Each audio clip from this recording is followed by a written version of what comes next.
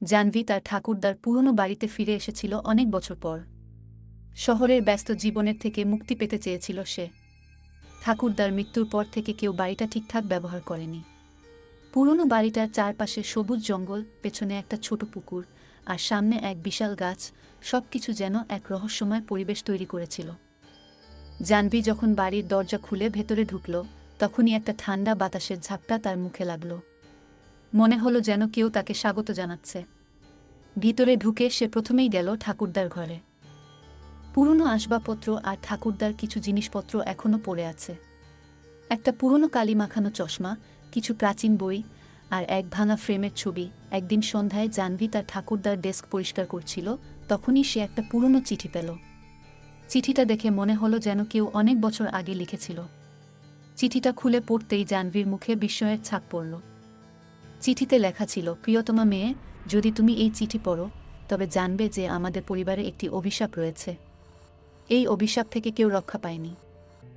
আমার মৃত্যুর পর এই বাড়ির চারপাশে অদ্ভুত ঘটনা ঘটতে শুরু করবে।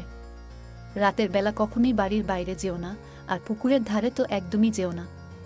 মনে রেখো, অন্ধকারের মধ্যে কিছু আছে যা আমাদের দিকে তাকিয়ে থাকে। ঠাকুরদা।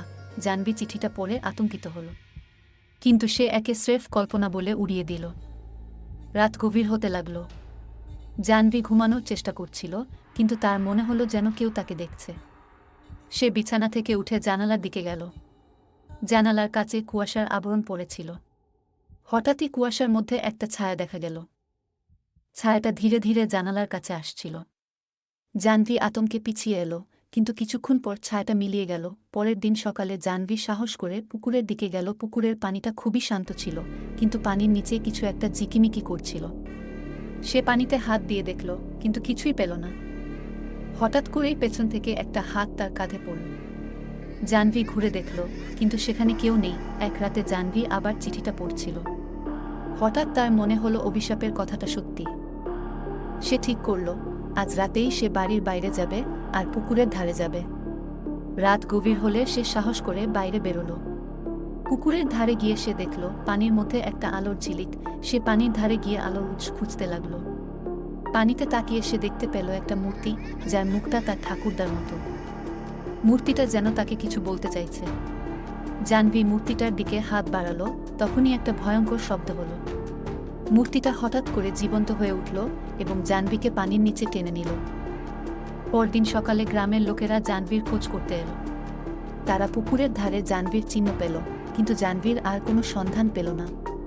কেউ জানল না কি ঘটেছিল সেই রাতে। ঠাকুরদার অভিশাপের গল্প গ্রামের লোকেদের মুখে মুখে ছড়িয়ে গেল, আর সেই বাড়িটা আবার পরিত্যক্ত হয়ে রইল। এখনও সেই বাড়িতে রাতের বেলা কেউ যায় না। পুকুরের ধারে গেলে আজও কেউ কেউ জাহ্নবীর চিৎকার শুনতে পায়। সেই পুরনো বাড়িটা অমীমাংসিত রহস্যে ঘেরা হয়ে রইল।